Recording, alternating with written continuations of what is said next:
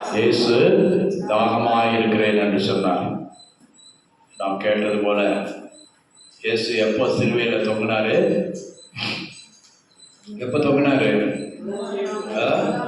6 மணி நேரம் முதல் 9 மணி நேரம்.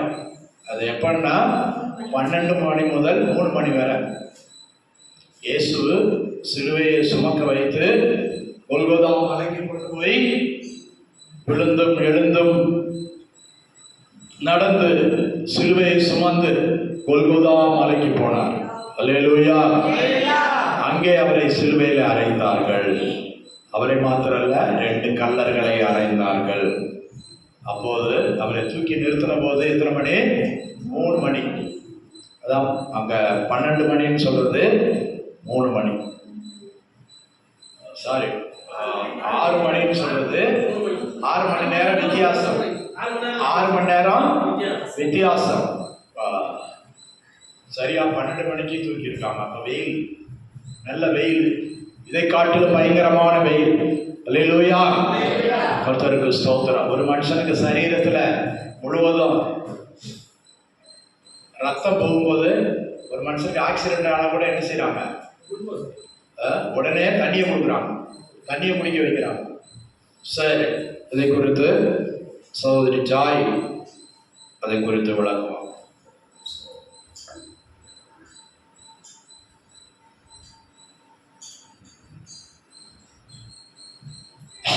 கண்களை மூடி செபிப்போம். இசுராஜா, இந்த நேரத்திலே உங்களுக்கு போகிற வார்த்தை என் தேவன் தாமே வெளிப்படுத்துவீராக. என் தேவன் தாமே இயேசப்பா பேசுவீராக. இயேசுவின் மூலம் செபிக்கிறோம் நல்ல பிதாவே, ஆமென். எடுத்தவர்கள் வாசிக்கலாம். யோவான் 19ஆம் அதிகாரம் 28ஆம் வசனம்.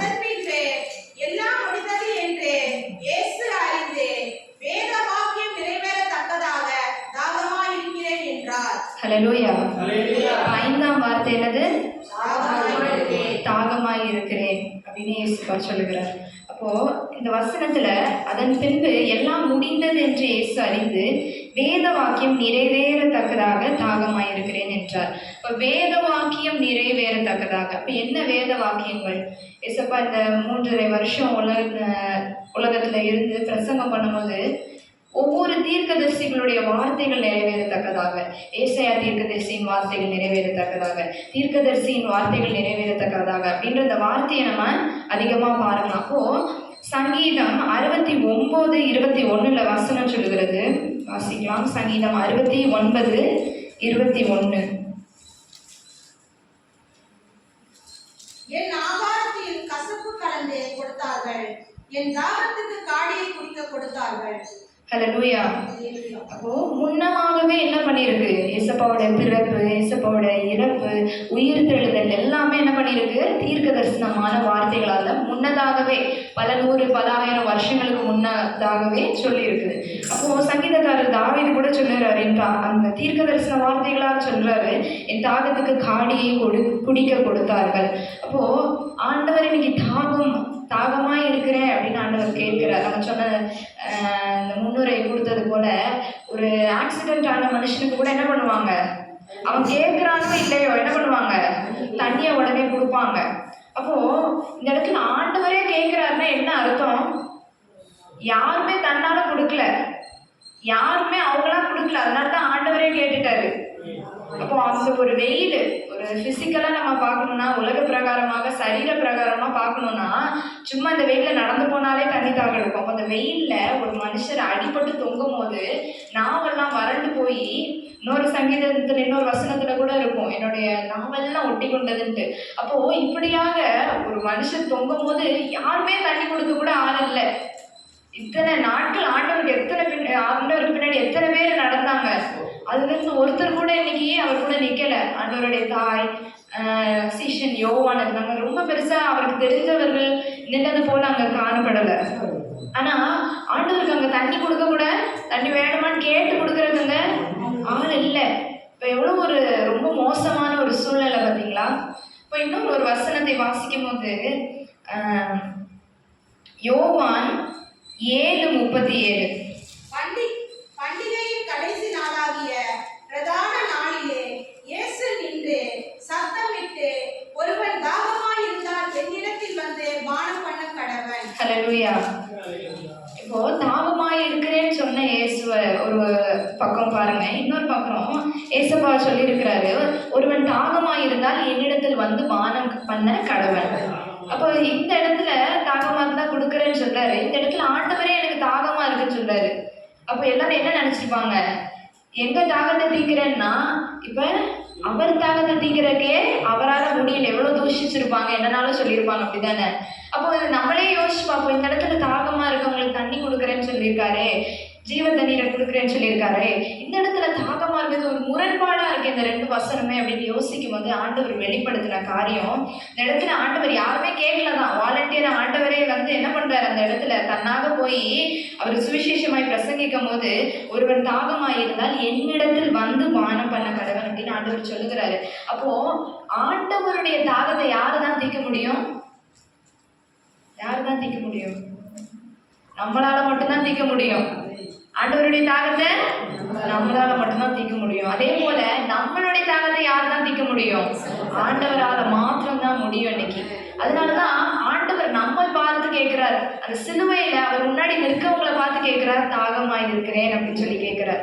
இன்னைக்கு நமக்கும் யாருதான் நம்மளுடைய தாகத்துக்கு கொடுக்க முடியும்? ஆண்டவரால தான் முடியும். நம்ம கூட இருக்க மனுஷங்களால இல்ல நம்மளால முடியாது. சில நேரம் ஒரு கப்பு தண்ணி கொடுக்கறது கூட இன்னைக்கு நமக்கு ஆள் இல்லாம இருக்கலாம், நம்ம தான் நம்ம வேலையை செஞ்சுட்டு நம்ம தான் நம்ம பார்த்து கொண்டு இருக்க முடியுமா இருக்கலாம். ஆனா ஆண்டவர் சொல்லுகிறார், இன்னைக்கு நமக்கு பல தாகங்கள் இருக்கலாம், உலக பிரகாரமான தாகங்கள், வேலை கிடைக்கணும், இல்ல இந்த மாதிரி பொருள் வேணும், பணம் வேணும், இந்த காரியம் உலகத்தை குறிச்ச தாகம் நமக்கு நிறைய இருக்கலாம். உலகத்தை குறிச்ச தாகமா இருந்தாலும் சரி, ஆவிக்குரிய தாகமா இருந்தாலும் சரி, அதை யாரால தான் தீர்க்க முடியும்? ஆண்டவரால தான் தீர்க்க முடியும். ஏன்னா மனுஷன் தீர்த்து வச்சான்னு வச்சுக்கோங்களேன், கொஞ்ச நேரம் கழிச்சு திரும்ப தாகம் எடுக்கும், கொஞ்ச நேரம் கழிச்சு திரும்பியும் தாகம் எடுக்கும். ஆனா ஆண்டவர் ஒரு மனுஷனுக்கு ஒரு தாகத்தை தீர்த்து வைத்தால்னா அதுக்கப்புறம் தாகமே எடுக்காது. ஆண்டவர் தாகத்தை திருப்தி ஆக்குகிறவர். ஏன்னா அவர் ஜீவ தண்ணீரை கொடுக்குறாராம், அதுக்கு ஜீவன் இருக்குது, அது வந்து நித்திய ஜீவனை கொடுக்கக்கூடியது. அப்ப ஆண்டவர் நம்மை பார்த்து தாகமா இருக்கிறேன்னு சொல்றாரு. அப்ப ஆண்டவருடைய தாகம் என்ன? ஆண்டவருடைய தாகத்தை இன்னைக்கு யாரு தீர்த்து வைக்கணும்? யாரு? நான் தான் சொல்லுங்க, நம்ம தான் எல்லாரும் சேர்க்காதீங்க. யார் தீர்த்து வைக்கணும் இன்னைக்கு? நீங்க தான். நான் தான் தீர்த்து வைக்கணும். நம்மளால மட்டும்தான், என்னால உங்களால மட்டும்தான் என்ன பண்ண முடியும்? ஆண்டவருடைய தாகத்தை தீர்த்து வைக்க முடியும். இன்னைக்கு ஒரு மனுஷன் அவன் பிடிக்காதவனாலும் செத்து போற நிலைமையில எனக்கு தாகமா இருக்குன்னு சொன்னா நீங்க தண்ணி குடிப்பீங்களா மாட்டீங்களா? கொடுப்போம். ஆண்டவர் அந்த நிலைமையில தாகமா இருக்கேன்னு சொல்றாரு. நீங்க எத்தனை பேர் தண்ணி கொடுத்தீங்க ஆண்டவருக்கு? எத்தனை பேர் உண்மையா ஆண்டவருக்கு தாகத்தை தீர்த்து வச்சீங்க? எத்தனை பேரு? நம்ம இந்த வசனத்தை எல்லா வருஷமும் தாகமா இருக்கிறேன் அப்படின்ற வசனத்தை கேட்டிருக்கீங்க. ஆண்டவருடைய தாகத்தை யார் விருத்தி ஆக்குனீங்க? வசனத்தை வாசிக்கலாம். ஏசாயா 6:8. ஏசாயா 6ஆம் அதிகாரம் 8ஆம் வசனம்.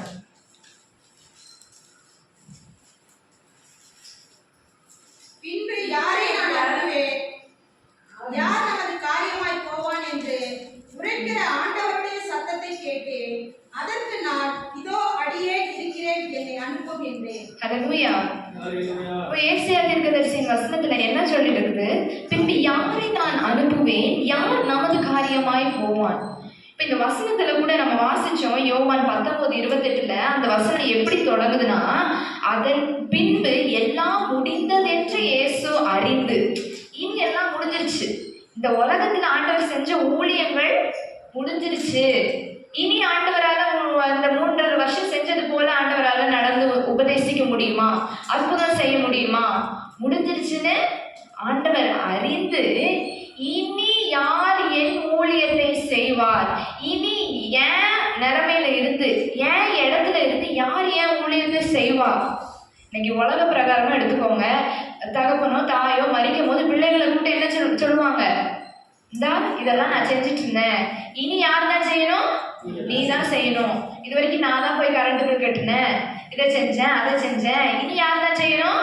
நீ தான் செய்யணும்னு பிள்ளைங்களை கூப்பிட்டு சொல்லுவாங்க. அப்படித்தானே? யார் தான் செய்வான்? பிள்ளைங்க தான் செய்ய முடியும். பிள்ளைங்களை தான் கூப்பிட்டு சொல்லுவாங்க, வேற யாரையும் கூப்பிட்டு சொல்ல மாட்டாங்க. அப்ப இன்னைக்கு யார்? நம்ம தான் யாரு? ஆண்டவருடைய பிள்ளைகள். யாருன்னா இன்னைக்கு ஆண்டவருடைய பிள்ளைகள்னு நினைக்கிறீங்க? ஒருத்தர் மட்டும், நீ ஆண்டி மட்டும் தான் ஆண்டவருடைய பிள்ளையா? இப்ப இன்னைக்கு யாருன்னா ஆண்டவருடைய பிள்ளை? நம்ம எல்லாம் ஆண்டவருடைய சுவிகாரத்தை பெற்றிருக்கிறோம். உண்மையாவே நீங்க ஆண்டவருடைய பிள்ளை, நான் ஏசப்பாவோட பிள்ளை அப்படின்னு நினைச்சீங்கன்னா ஆண்டவருடைய வேலையை யார் செய்யணும்? நீங்க தான் செய்யணும். செஞ்சீங்களா? செய்றீங்களா? இது வரைக்கும் செஞ்சீங்களா? ஆண்டவருடைய வேலையை செஞ்சீங்களா இல்ல உங்க உலக வேலையை செஞ்சீங்களா? இன்னைக்கு நம்ம சபையில இருந்து நிறைய பேர் டாக்ஸ் கொடுக்க போறாங்க, சின்ன சின்ன ஊழியர்கள் செய்யறாங்க. ஆண்டவர் பார்த்து சொல்லுவாரு, இவங்களாவது ஏன் பணியை வந்து தொடர்ந்து செஞ்சாங்க, நீ எனக்காக என்ன செஞ்ச கேட்ட ஆண்டவர் என்ன சொல்லுவாரு? அப்படி கேட்கும் போது நீங்க என்ன சொல்ல முடியும்? எனக்காக நீ என்ன செஞ்ச? இல்ல நான் வேலைக்கெல்லாம் போனேன், கம்பெனிலலாம் ஒர்க் பண்ணேன், இதெல்லாம் செஞ்சேன், சம்பாதிச்சேன், அதை சொன்னா உங்களுக்கு பரலோகத்துல இடம் கிடைக்குமா? ஏன் வேலையை செஞ்சியா? உலகத்துல நம்ம இருக்கிறதுக்கு, காசு சம்பாதிக்கிறதுக்கு, நல்லா வாழ்றதுக்கு இல்ல, சுபத்தோட வாழ்ந்து மறிக்கிறதுக்கு இல்ல. லாசர் இந்த உலகத்துல வாழ்ந்த நாள் முழுவதுமே தரித்திரனா ஒரு பிச்சைக்காரனை போலதான் இருந்தான். அவன் வாழ்க்கையில மாற்றமே இல்லை, அவன் மாற்றத்துக்காக கேட்கவும் இல்லை. ஆனா இன்னைக்கு உங்களுக்கு எல்லாம் என்ன வேணும்? எனக்கு சுகம் வேணும், நல்ல வேலை வேணும், பிள்ளைங்களுக்கு இது வேணும். ஆண்டவருடைய வேலையை யார் செய்வா? ஆண்டவர் உங்களுக்கு தன்னுடைய முழு ரத்தத்தையும் கொடுத்திருக்காரு. ஆண்டவருக்காக நீங்க என்ன செஞ்சீங்க? ஆண்டவருடைய தாகத்தை கூட உங்களால தீர்த்து வைக்க முடியலையே இன்னைக்கு. இன்னைக்கு இந்த குட் ஃப்ரைடே சர்வீஸ்க்கு வந்திருக்கீங்க. எத்தனை பேர் எல்லா சண்டே வந்தீங்க? எல்லா ஞாயிற்றுக்கிழமை வந்து எனக்கு ஆண்டவர் இதெல்லாம் செஞ்சாருன்னு எத்தனை பேர் இங்க வந்தீங்க? ஆண்டவருடைய காரியத்தை காட்டிலும் உங்க வேலை முக்கியமா இருக்குதா? அப்போ யார் நமது காரியமாய் போவார்? அதான் ஆண்டவர் சொல்லுகிறாரு. பின்பு யாரை நான் அனுப்புவேன், யார் ஏன் காரியமா போவா அப்படின்னு ஆண்டவர் கேட்கும் போது, ஆண்டவரே போயிருக்கலாம்ல, ஆண்டவரால முடியாதா? அப்ப ஆண்டவர் கேட்கிறாரு, யார் ஏன் காரியமா போவார்? இப்ப ஆண்டவருக்காக செய்யறது ஏசாயா சொல்றாரு, இதோ அடியேன் இருக்கிறேன், என்னை அனுப்பும். இன்னைக்கு எத்தனை பேரால சொல்ல முடியும், நான் ஆண்டவருக்கு ஊழியம் செய்யறேன்னா எல்லாத்தையும் விட்டுட்டு, பிள்ளைங்க வீட்டாரை விட்டுட்டு வேலையை விட்டுட்டு வரணும் இல்ல. பகுதி நேரமா இருந்து ஊழியம் செய்யறவங்க இருக்காங்க, ஆண்டவருக்காக ஓடுறவங்க இருக்காங்க. இன்னைக்கு நீங்க என்ன செய்றீங்க? ஆண்டவருக்காக வேலை செய்றீங்களா? அன்னைக்கு நிறைய பேரால ஆண்டவருடைய தாகத்தை புரிந்து கொள்ள முடியல. நீங்க இந்த வேதாகமம் பாத்தீங்கன்னா தமிழ்ல எழுதப்பட்டது இல்ல, கிரேக்கத்துல எழுதப்பட்டது. கிரேக்கத்துல தாகம் அப்படின்றதுக்கு என்ன வார்த்தை இருக்கு அப்படின்னா டிப்சோ அப்படின்ற ஒரு வார்த்தை. இந்த டிப்சோ அப்படின்னா என்ன தாகம் அப்படின்னு பாத்தீங்கன்னா, ஒரு குடித்து வெறித்தவன் வந்து எனக்கு இன்னும் வேணும், இன்னும் எனக்கு குடிக்க வேணும்னு சொல்றான், அந்த தாகமா. ஆண்டவருடைய தாகத்தை கூட அங்க உள்ளவங்களால புரிந்து கொள்ள முடியல. அதனாலதான் என்ன கொடுத்தாங்க அவருக்கு? கடற்காலான துவைத்து கொடுத்தாங்க. ஒருவேளை இவன் வந்து போதைக்கு கேட்கிறான் போல அப்படின்னு சொல்லிட்டு என்ன பண்ணிட்டாங்க? கடற்காலம் ஒரு போதை பொருள், போதை வசத்தை கொடுத்துட்டாங்க அவருக்கு, இசப்பாவுக்கு. ஆனா இசப்பா குடிக்கல.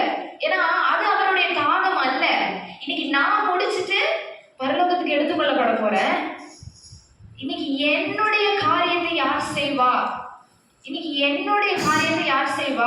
இன்னைக்கு உண்மையாவே ஆண்டவருடைய காரியத்தை இதுவரைக்கும் செய்யலைன்னா மனதுல குத்தப்பட்டவர்களாக இன்னைக்கு நீங்க யோசிச்சு முடிவெடுங்க.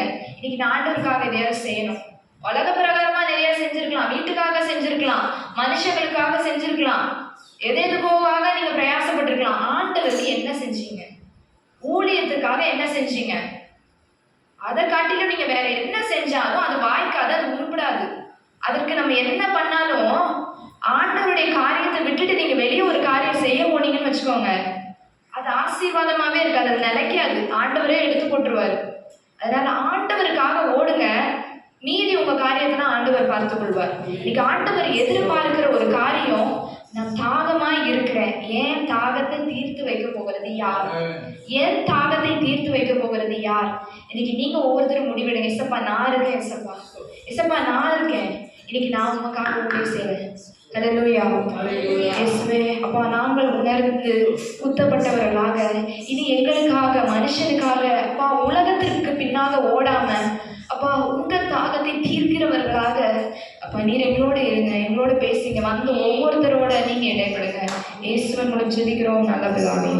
ஆமென் ஆமென். கர்த்தரே ஸ்தோத்திரம் பண்ணுவோம். ஸ்தோத்திரம் ஸ்தோத்திரம் ஸ்தோத்திரம் ஸ்தோத்திரம். இயேசு சிலுவையிலே தொங்கும்போது ஒரு தாகம், ஆத்ம தாகம் உள்ளவராய் காணப்பட்டார். அல்லேலூயா.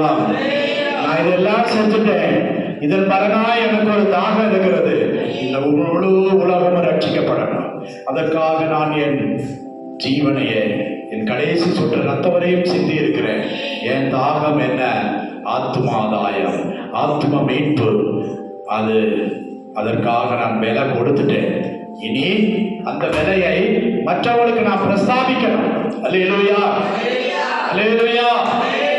ஆத்துமாவின் விலை விலையேற பெற்றது.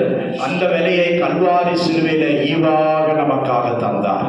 அல்லேலூயா, அல்லேலூயா. ஆத்தும மீட்பு மிகவும் அருமையானது என்று சொல்லப்பட்டிருக்கிறது. அதற்கு பலியாக தன்னையவே ஒப்பு கொடுத்தார். கர்த்தருக்கு ஸ்தோத்திரம். அடித்தது முடிந்தது என்று சொன்னார்.